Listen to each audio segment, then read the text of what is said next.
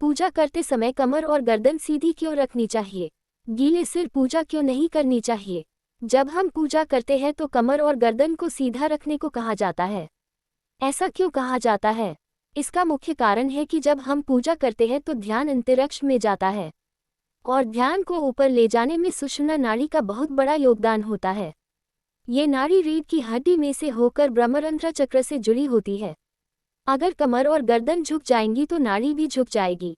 अगर नाड़ी झुक जाएगी तो ब्रह्मरंध्र की नाड़ियां अधोलोक से संपर्क बनाने में असमर्थ हो जाती है, क्योंकि तरंगों की दिशा नीचे की ओर हो जाती है और जो ध्यान की तरंगें ऊपर को जानी चाहिए वो नीचे को जाना शुरू कर देती है।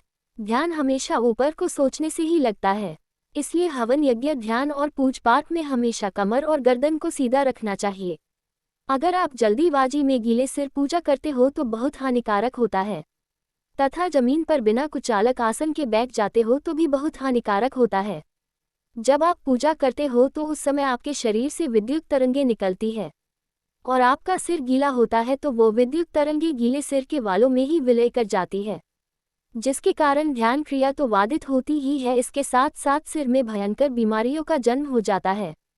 इसी प्रकार जब आप खाली जमीन पर बैठते हो तरंगे मूलाधार चक्र से भी गुदा के द्वार से बाहर निकलती है तथा वो पृथ्वी के चुंबकीय क्षेत्र में संपर्क बना लेती है, जिसके कारण वो तरंगे जमीन में चली जाती है, जो शरीर की पॉजिटिव ऊर्जा को खींच लेती है, जो ध्यान से उत्पन्न होती है।